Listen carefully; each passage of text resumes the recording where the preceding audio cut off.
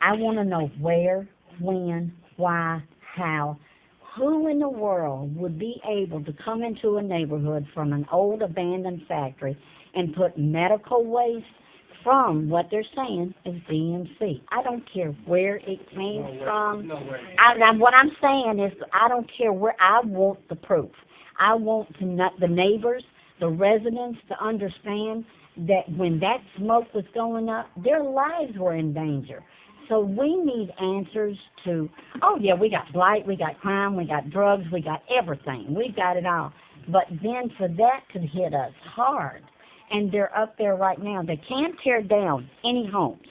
But you go up there, they're tearing down that building. Now they're not being paid for it, but they're getting the scrap. So they're getting paid for it, all right? And it's thorough demolition. Now I do my homework. I had a sign in my front yard for you. I said I had. Now be patient. I was so furious when I came up there. I came home and ripped the sign out. Now I was mad.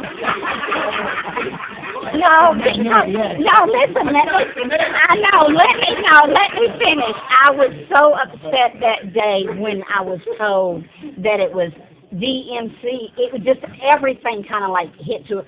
So, no, I want to support you, all right? No, I don't want Benny Napoleon. Okay, no, all right, I'll just tell you that right now.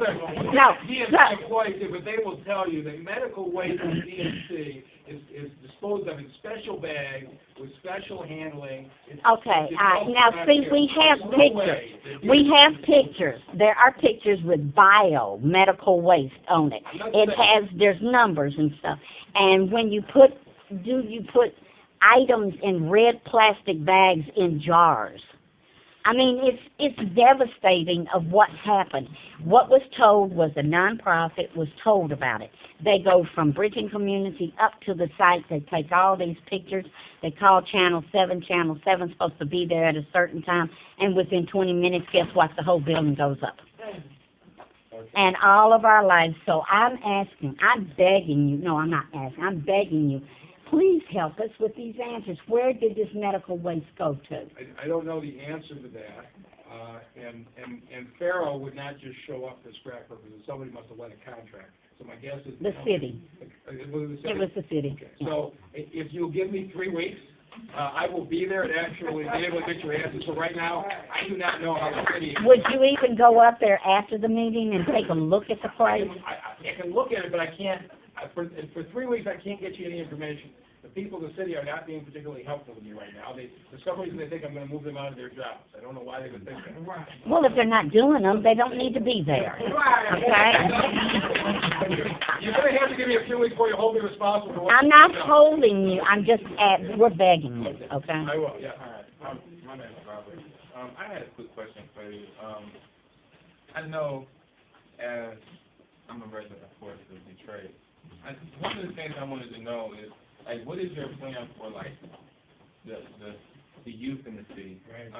That's a big concern for me because, like, it seems like it's a lot of people. I know when I was growing up, like, it was like Adam Bustle Recreation Center to go to and things for them to do that, spike their interest and see what, I wanted to know if you had some type of way to kind of empower the youth toward something. You know what I mean? Like, it seemed like, for example, it's pretty much 3 schools in the whole city now.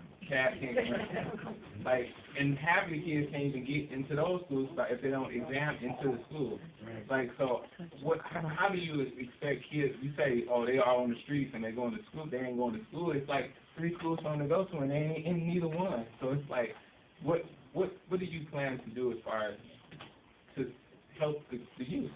So I don't see the mayor taking over the schools. I think the next mayor has got so much to do to get the police to show up, to get the abandoned houses occupied, get the streetlights on, that I think city government needs to focus on what city government does.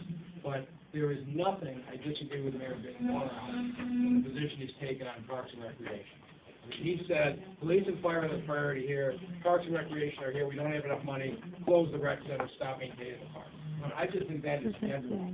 I think you started out saying, here's what we need to do to be a quality city. And in my mind, parks and recreation is just as important as police and fire. If we don't provide opportunities for these kids, we're just going to be hiring cops down the road to chase them. Right. So, but how are we going to do this? We may not be able to have as many standalone recreation centers as we have in the past, because we may not be able to maintain that building 24 hours, 365 days a year. But in many of these neighborhoods, there are middle schools and high schools still operating. They have gyms, they have classroom space. Could we